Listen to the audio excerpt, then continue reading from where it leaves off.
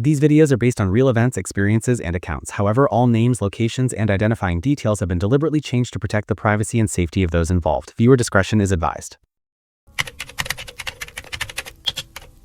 I've always considered myself a rational person, the kind who double-checks everything, who looks for the logical explanation before even entertaining anything strange. Ghosts, paranormal encounters, all of that stuff, I've never bought into it. There's always a reason. There has to be.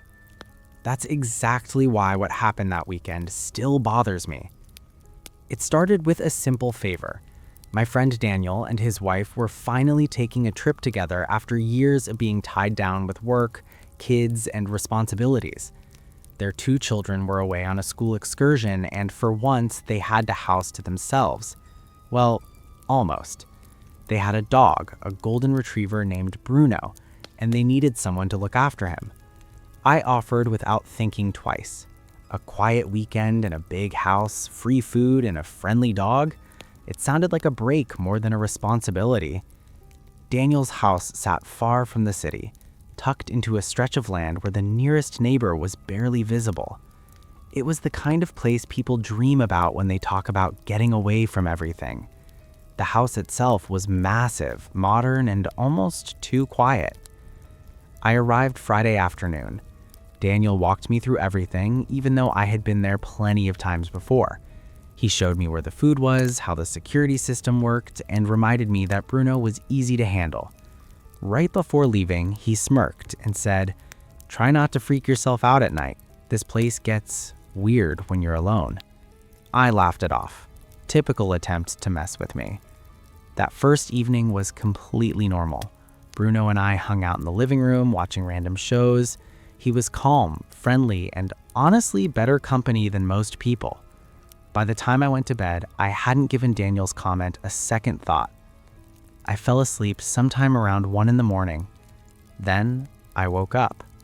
It was abrupt, like being pulled out of sleep. At first, I didn't know why, but then I heard it. Bruno was barking. Not just barking, but going off in a way that immediately put me on edge. It was aggressive, loud, constant. I checked my phone. 3:18 a.m. I got out of bed and followed the sound downstairs. The house felt different at that hour. Not scary, just off, too still. When I reached the kitchen, I saw Bruno standing in front of the basement door. He wasn't just barking, he looked terrified. His entire body was stiff, his fur raised along his back, his eyes locked on the door like something was on the other side. I called his name, tried to call him down, but he didn't even acknowledge me. It was like I wasn't there. That's when my brain went to the obvious conclusion. Someone had broken in. Daniel's house had security, sure, but nothing is perfect. The idea that someone might be down there wasn't impossible. I grabbed a large kitchen knife. It felt ridiculous, but it also felt necessary. The moment I touched the basement door handle, Bruno completely lost it. He started running in circles, barking louder, almost frantic. It was like he was trying to warn me. I opened it anyway. The light switch was just inside, and I flicked it on before heading down. The basement was fully finished, more like a second living area than a storage space. I moved slowly, checking corners, behind furniture, even inside the bathroom. Nothing. No signs of forced entry, no movement, no sound. But something felt wrong. The air was cold. Not normal basement cool, but sharp, biting cold that didn't make sense. I stood there for a moment, trying to rationalize it. Maybe the ventilation system was acting up. Maybe a window was open somewhere. I told myself it was nothing. When I went back upstairs, Bruno was still standing at the top of the stairs. He refused to come down. I had to practically drag him away from the door. Eventually, he calmed down. It took a while, but things settled. I didn't bother going back to bed. I stayed on the couch until I eventually fell asleep again. The next morning felt normal again. Bruno acted like nothing had happened. He was playful, energetic, completely relaxed. I even went down to the basement during the day just to check things out again. The temperature was perfectly fine. No cold air, no weird feeling, just a regular room. I almost convinced myself it had all been an overreaction. The rest of the day passed without anything unusual. I watched movies, ate way too much junk food, and even started to enjoy the quiet again. That night, I decided not to sleep upstairs. I stayed in the living room, just in case Bruno had another episode. I didn't plan on falling asleep, but I did. And once again, I woke up suddenly. The barking started before I even opened my eyes. Same intensity, same direction. I already knew what I was going to see before I stood up. Bruno was at the basement door again, but this time it was worse. He wasn't just barking, he looked panicked. His movements were erratic, pacing back and forth, whining between bursts of barking. It was like he didn't know whether to fight or run. I tried calming him, but it didn't work. Then I did something I wish I hadn't. I grabbed the door handle. The instant my hand touched it, Bruno stopped barking. For a second, there was silence. Then he started to whimper. That sound, it stuck with me. It wasn't just fear, it sounded like something deeper, almost like he knew something I didn't. I hesitated. Every logical part of my brain told me to just open the door again and prove to myself that nothing was there. So I did. And as I began to open it, that cold feeling from the night before started creeping back, even before I took a single step. The cold hit me before I even made it halfway down the stairs. It wasn't gradual like the night before. It rushed up, sharp and immediate, like opening a freezer that had been sealed for years. My breath caught in my throat, and for a second, I just stood there, gripping the railing, staring into the basement. Something felt wrong in a way I couldn't explain. Behind me, Bruno let out a low, trembling whine. He didn't follow. I didn't even need to turn around to know that he was still planted at the top of the stairs, refusing to move any closer. I forced myself down anyway. Each step felt heavier than the last. The lights were already on, but they didn't make the space feel any safer. If anything, the brightness made everything look too exposed, like there was nowhere for anything to hide, which somehow made it worse. About halfway down, I noticed the smell. It hit me suddenly. Rotten, sour, thick. I instinctively covered my nose with my sleeve, but it barely helped. The odor clung to the air, heavy and suffocating, like something had been left to decay for far too long. I reached the bottom step and paused. Nothing moved. No sound, no shifting shadows, no sign of anyone. But the smell was real, and so was the cold. I walked further in, slower this time. That's when I noticed the changes. A couple of the bar stools that had been neatly arranged the day before were now tipped over on their sides. Not scattered violently, just knocked down, like someone had brushed past them carelessly. Then I saw the pictures. Daniel had a row of family photos on one of the walls, the kind people hang to show off memories, vacations, birthdays. A few of them were now crooked, and 2 had fallen completely, resting face down on the floor. I stared at them longer than I should have. It didn't make sense. There was no sign of forced entry, no broken windows, no reason for anything down here to be disturbed. And yet it was. I forced myself to move, stepping further into the room, checking the same places I had checked the night before. Closets, corners, behind furniture. Nothing. But the smell seemed stronger the deeper I went. At one point, I actually stopped and listened. Not for movement, but for anything. Breathing, scratching, even the faintest shift in the air. There was nothing, just that smell, and that unnatural cold pressing against my skin. I didn't stay long after that. I went back to the stairs, trying not to rush, even though every instinct in my body was telling me to get out as fast as possible. When I reached the top, Bruno immediately backed away from the doorway, still whining. I closed the basement door and leaned against it for a second, just breathing. For the next half hour, Bruno wouldn't settle. He paced around the kitchen, occasionally letting out short bursts of barking, like he was still reacting to something behind that door. Eventually, he calmed down. or at least he stopped reacting.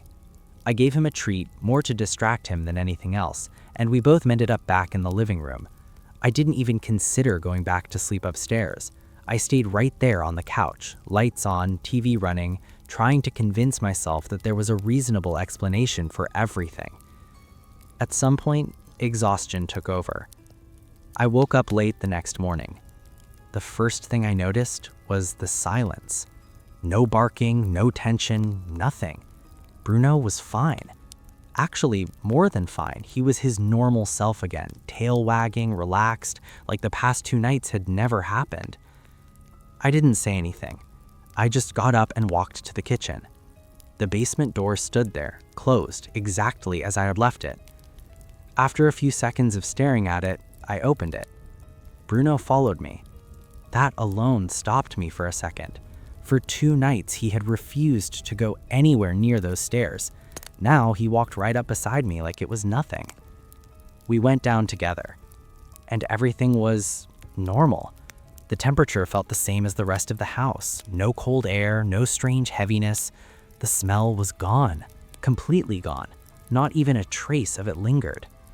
The bar stools were still where I had set them the night before. The pictures I had placed on the counter were untouched. It looked like a completely ordinary basement again. I stood there for a long time trying to process it. If something was down there, where did it go? If it was environmental, why did it only happen at night? And why did Bruno react like that only during those exact hours? I didn't get any answers. I just went back upstairs and tried to put it out of my mind. Daniel got home late that night, sometime around 1 in the morning. Bruno lost his mind with excitement the moment he walked in, like he always did. His wife took the dog outside while Daniel and I caught up in the kitchen. He asked how everything went. I told him it was fine. Then I paused and added, for the most part. He picked up on it immediately. So I told him everything. The barking, the basement, the cold, the smell, the overturned furniture. I expected him to laugh, to brush it off, to tell me I was overthinking it. But he didn't. He just stood there, listening. When he finished, he didn't respond right away. He looked down for a few seconds, like he was thinking about something he didn't want to say. Then he sighed. He told me that when Bruno was a puppy, he used to do something similar. Not exactly the same, but close. He would bark at that same basement door, late at night, over and over for no clear reason. They never figured out why. And then one day he just stopped. Until that weekend. We didn't talk much after that. I left shortly after, trying to convince both him and myself that it was nothing. But here's the part that really gets to me. It's been 2 weeks. Bruno hasn't done it again. Not once. Everything is back to normal in that house. Except for me. Because I can't stop thinking about it. I've gone over every possible explanation in my head. Air pressure, temperature shifts, animals in the walls, anything that could make sense. But none of it explains everything. Not the timing, not the smell, and definitely not the way that dog reacted. Like there was something down there that he understood and I didn't. I still don't believe in ghosts. I'm not saying that that's what this was. But I am saying this. There was something in that basement. And whatever it was, it only showed itself when the rest of the world was asleep. I didn't think much of it at first. Looking back now, that's probably the part that bothers me the most. Not what happened later, not the footage, not even what I heard that night. It's the fact that I had so many chances to take it seriously, and I didn't. I had just moved into the apartment a few months earlier. It wasn't anything fancy, but it was clean, quiet, and honestly felt like a fresh start. I had just come out of a rough breakup, and the last thing I wanted was chaos. This place gave me exactly what I needed: peace. The building itself was well maintained. No loud neighbors, no late night parties, no constant noise through the walls. Most of the people living there were older, or at least kept to themselves. It felt safe. My unit was on the ground floor, facing a small courtyard.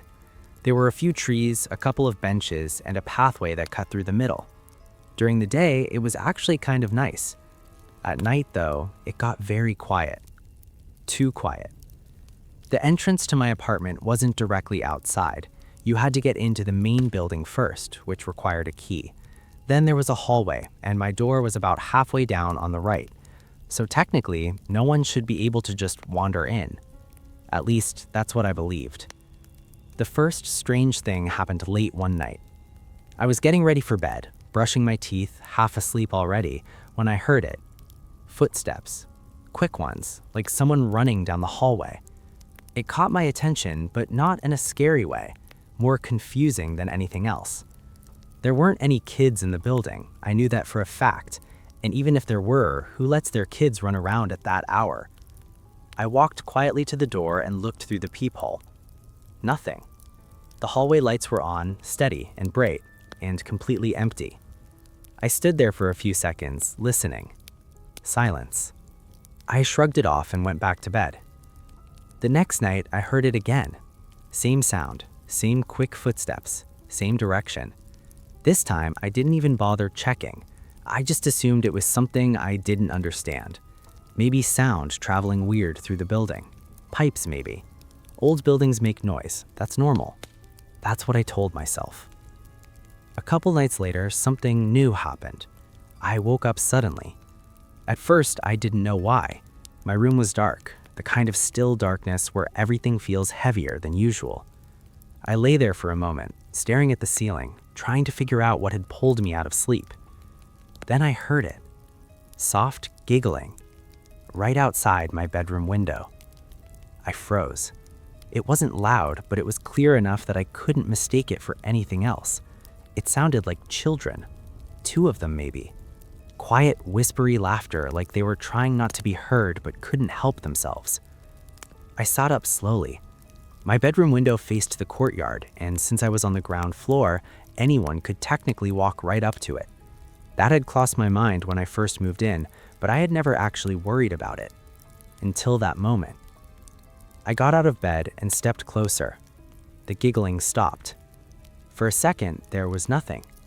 Then I heard a light tapping on the glass. 3 soft taps.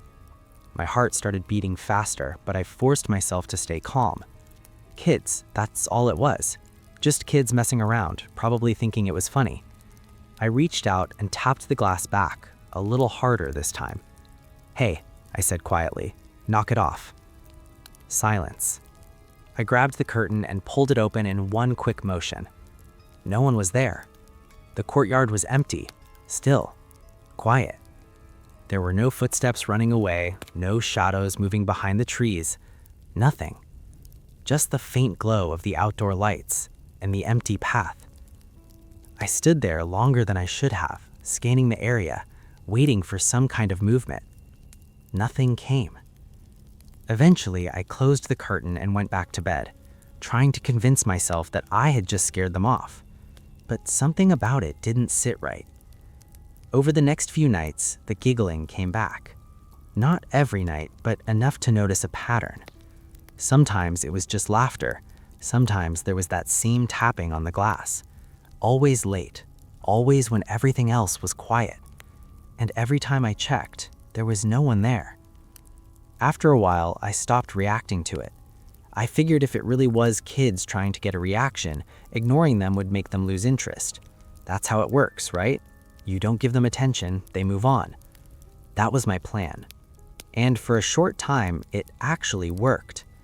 The giggling stopped. The hallway noises stopped too. Everything went back to normal. I remember thinking how silly I had been for even worrying about it. Then, a few days later, I got an email from the building manager. It was short, straight to the point.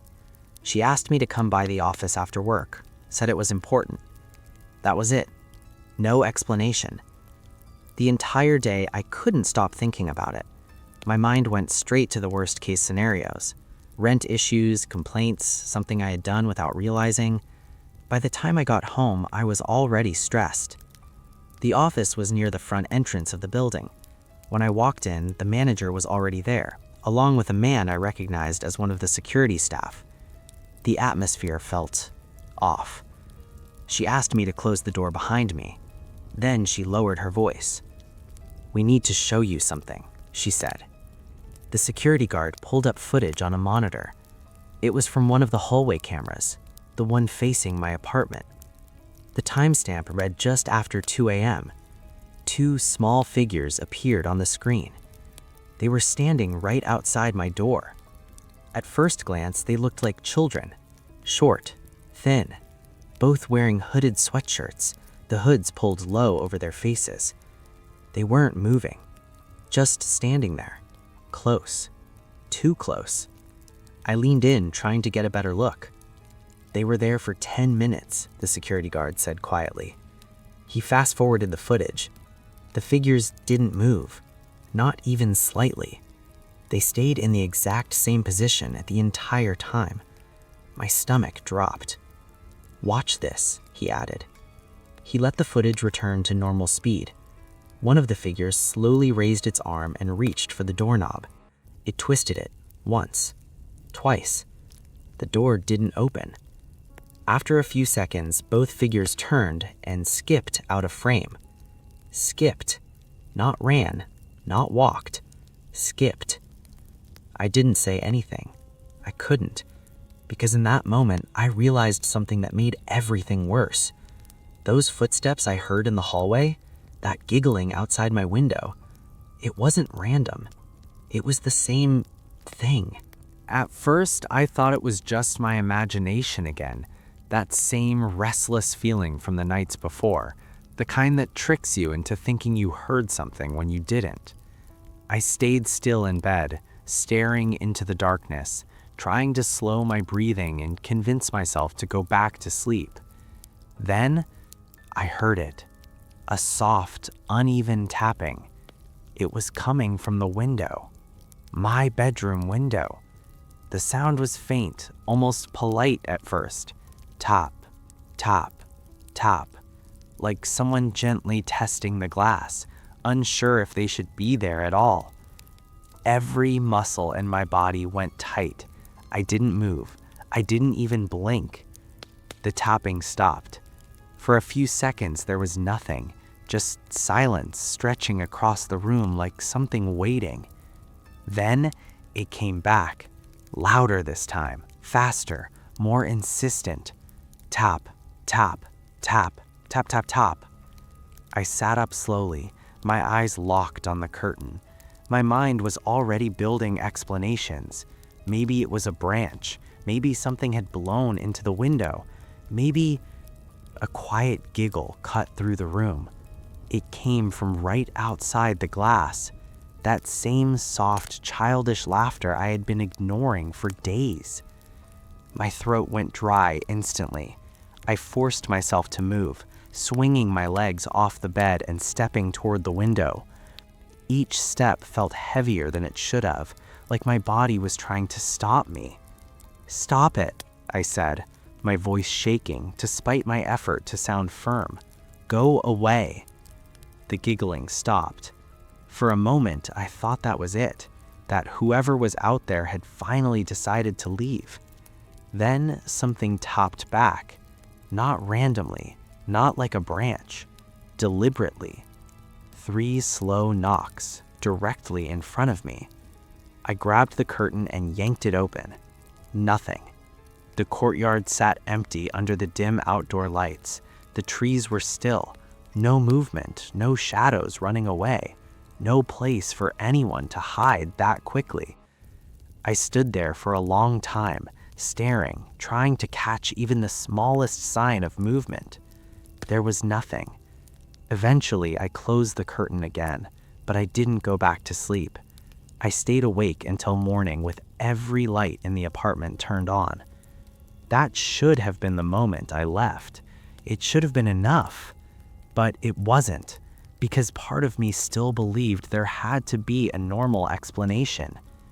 The next day, I brought it up again with the apartment manager. She listened carefully, more serious than before. This time, she didn't brush it off or suggest it was kids. Instead, she hesitated. Then she told me something she clearly didn't want to say. The woman who lived in my apartment before me had left suddenly, No notice, no explanation, just gone. According to what little she had heard, the woman had 2 children, and something had happened involving them. She wouldn't say what. She claimed she didn't know the details, but the way she avoided eye contact made it obvious she knew more than she was willing to admit. "What kind of something?" I asked. She just shook her head. "You should keep your doors locked," she said quietly, "all the time." That was it. No reassurance, no explanation, just that. That night, I didn't sleep in my bedroom. I stayed on the couch with the TV on, trying to drown out every possible noise. Hours passed with nothing happening. No laughter, no tapping, no footsteps. Around 1:30 in the morning, just as I started to relax, I heard it. Footsteps. Not outside, inside the building hallway. They were slow this time, not running like before. Measured, deliberate, getting closer. I muted the TV. The footsteps stopped right outside my door. My heart started pounding so hard I could feel it in my throat. Then came the sound of the doorknob, a soft, slow turn. It didn't rattle violently like before.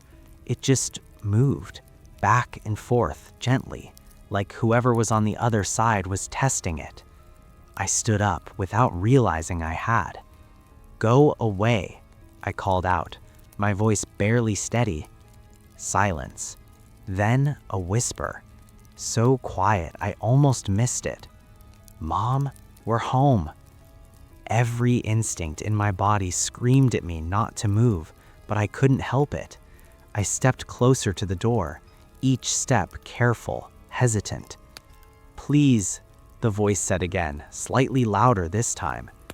There were 2 voices now, both soft, both young. I reached to the door and looked through the peephole.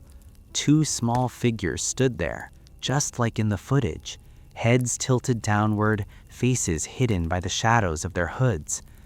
They didn't move. They didn't shift their weight. They just stood there, waiting. "We're cold," one of them whispered. Something about the way it said that made my stomach twist. I stepped back from the door immediately. "You've got the wrong apartment," I said louder now. "Your mom doesn't live here." They didn't respond right away. Then both of them started to giggle. The sound was wrong. It wasn't playful anymore. It was hollow, empty.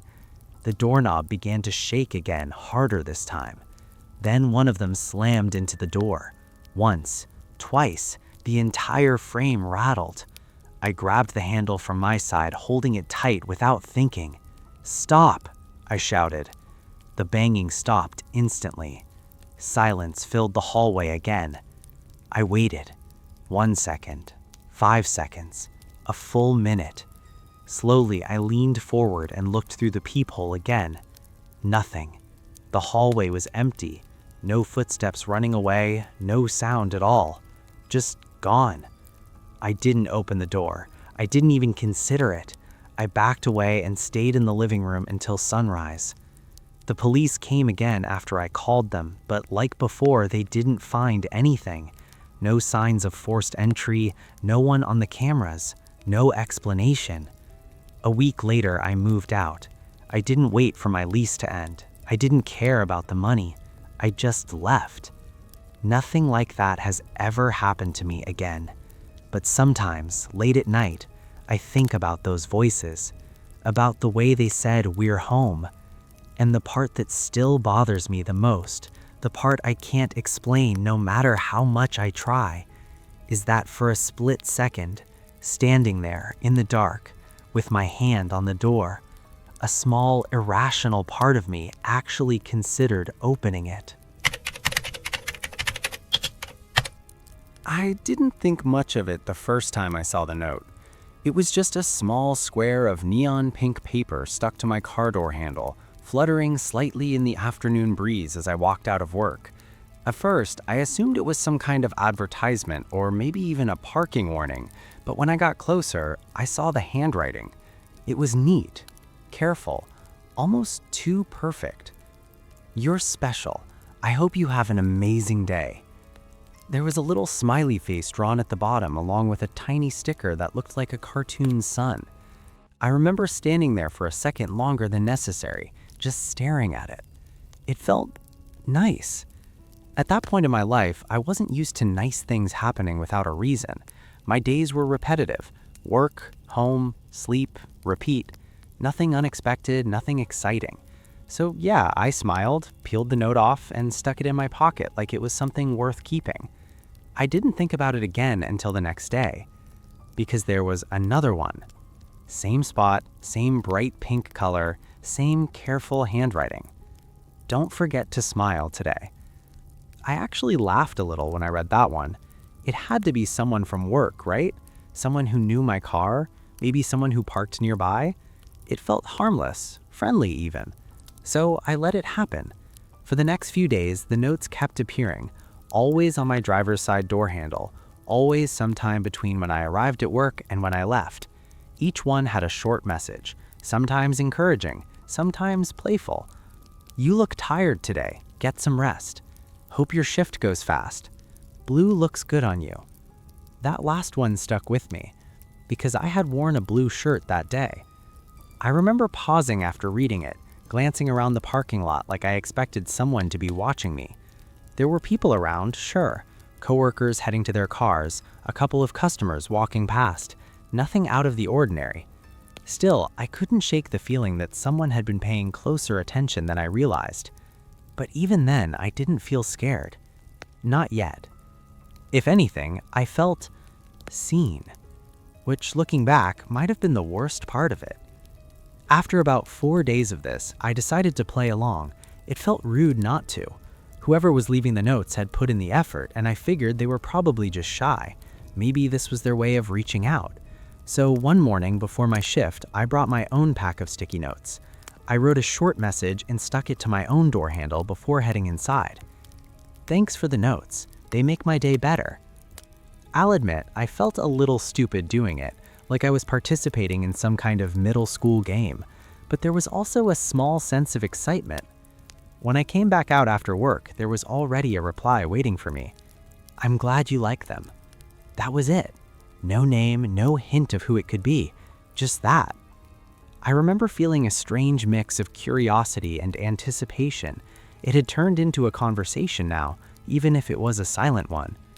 Over the next few days, the messages went back and forth. Nothing too personal, nothing too revealing, just light, playful exchanges. I kept things casual, adding a little bit of humor here and there. Whoever this person was, they matched the tone perfectly. Then, gradually, something shifted.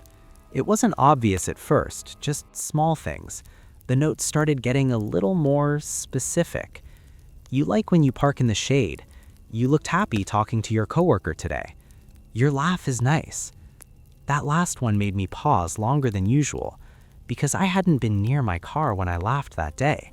In fact, I had been inside the building. Still, I brushed it off. Maybe they saw me through the windows. Maybe they worked somewhere nearby. There were plenty of explanations if I wanted to believe them. And I did, at least for a while. The turning point came the day before my scheduled day off. I left a note that morning, trying to keep things light. "Don't miss me too much tomorrow, I'm off." When I came back that evening, the reply was already there. A sad face. No words, just a drawn, exaggerated frown. I remember chuckling under my breath, thinking it was kind of funny. Whoever this was, they were committed to the bit. I went home that night not thinking much of it, but the next morning changed everything. It was my day off, and I slept in later than usual. Around late morning, I decided to step outside to grab something from my car. And there it was, another pink note, on my door handle. My stomach dropped the second I saw it. That had never happened before. The notes were always at work. Always. I approached it slowly, a strange sense of dread creeping in as I reached for the paper. My fingers felt colder than they should have as I peeled it off and unfolded it. "You look cute when you're sleeping." I just stood there, reading it again and again, hoping I had misunderstood it somehow. But there was no other way to read that sentence. Someone knew where I lived, and somehow they had seen me. I immediately looked around, scanning the street, the neighboring houses, the parked cars. Everything looked normal. Too normal. No one was watching, at least not that I could see. I crumpled the note in my hand and threw it into the trash without thinking. My mind was racing, trying to put together a logical explanation. It had to be someone from work. It had to be. Maybe they followed me home. Maybe they had seen me leave before. Maybe this was just a poorly thought out attempt at flirting. That's what I told myself. That's what I needed to believe. Because the alternative, it didn't make sense, and I wasn't ready to accept it. When I went back to work the next day, there was another note waiting for me. But this time, it didn't feel friendly anymore. It felt like something else had taken its place. It wasn't the handwriting that changed. It was the feeling behind it. The note was still that same bright pink, still placed neatly on my door handle like always. If someone else had picked it up, they probably wouldn't have noticed anything different at all. But the second I read it, I felt it. You didn't reply. That was it. No smiley face, no playful tone, just those 3 words, written a little harder than before, like the pen had been pressed into the paper. I looked around the parking lot again, slower this time, more carefully. People moved in the distance, getting into their cars, talking, laughing. Everything looked normal, but it didn't feel normal anymore. I didn't leave a note back that day. And that's when things started to get worse. The next afternoon, another one was waiting. You're ignoring me. This time, I didn't even bother looking around. I just grabbed the note, crumpled it in my fist, and got into my car. My heart was beating faster than it should have, and I could feel this quiet panic starting to settle in. Still, I told myself it was someone I knew, someone messing with me, someone who would eventually get bored. That idea lasted about 2 more days because the tone didn't soften, it sharpened. You shouldn't ignore people who care about you. I can see you, you know. And then the one that finally pushed me over the edge. I know where you live. I remember sitting in my car after reading that, just staring at the dashboard. My hands were shaking slightly, and I didn't even realize it at first. That was the moment it stopped being a game. That was the moment I got scared. The next morning, I decided to respond one last time. Not to play along, not to flirt, but to end it. I wrote the message carefully, pressing the pen into the paper harder than I needed to. Stop. Leave me alone or I'm calling the police. I stuck it on my door handle and went into work trying to act like everything was normal, but I couldn't focus that entire shift. Every time someone walked past me, I caught myself wondering if it was them, if they were watching me, if they were smiling behind my back. When my shift finally ended, I walked out to the parking lot with this knot in my chest. My note was gone, and for the first time since this started, there was nothing in its place. No reply, no pink square, nothing. I can't even describe the relief I felt in that moment. It was like a weight had been lifted off my shoulders. Whatever game this was, it was finally over. At least that's what I thought. That night, I went to bed earlier than usual. I was exhausted, mentally drained from days of overthinking and anxiety. For the first time in a while, I actually felt like I might get a full night of sleep. Sometime in the middle of the night, I woke up. I didn't know why at first. My room was dark, quiet, exactly how I left it. But something felt off. I stayed still, listening. That's when I heard it. A faint sound. Not loud, not obvious, just subtle enough to make you question if it was even real. A soft shuffling noise. Somewhere in the house. My entire body went cold. I slowly sat up in bed, holding my breath as I listened harder. The sound came again, just for a second, like something brushing lightly against the floor. I didn't want to move. I didn't want to confirm what my mind was already starting to suggest, but I couldn't just stay there either. After a minute that felt like 10, I reached beside my bed and grabbed the closest thing I could use as a weapon, a wooden baseball bat. I held it tightly as I stood up, my legs feeling unsteady beneath me. Every step toward the bedroom door felt wrong, like I was walking into something I wouldn't be able to walk back from. The hallway outside was dark. Too dark. I reached out and flicked the light switch on at the end of the hall. A dim yellow glow filled the space, stretching into the living room beyond. Nothing moved. Nothing made a sound. I took a few slow steps forward, the bat raised slightly, my eyes scanning every corner, every shadow. The living room, the kitchen, the dining area, all empty. I stood there for a long moment, just listening. Nothing. No footsteps, no breathing, no movement at all. Eventually, I let out a shaky breath I didn't realize I had been holding. Maybe it was just the house settling. Maybe I had worked myself up so much that my mind was playing tricks on me. That had to be it. I turned the lights off and walked back toward my bedroom, trying to act like everything was normal. But I just reached the doorway when something stopped me. A thought. Slowly, I turned my head toward the kitchen, toward the refrigerator. I don't know why, but something told me to look. I stepped back out into the hallway and walked towards it, each step slower than the last.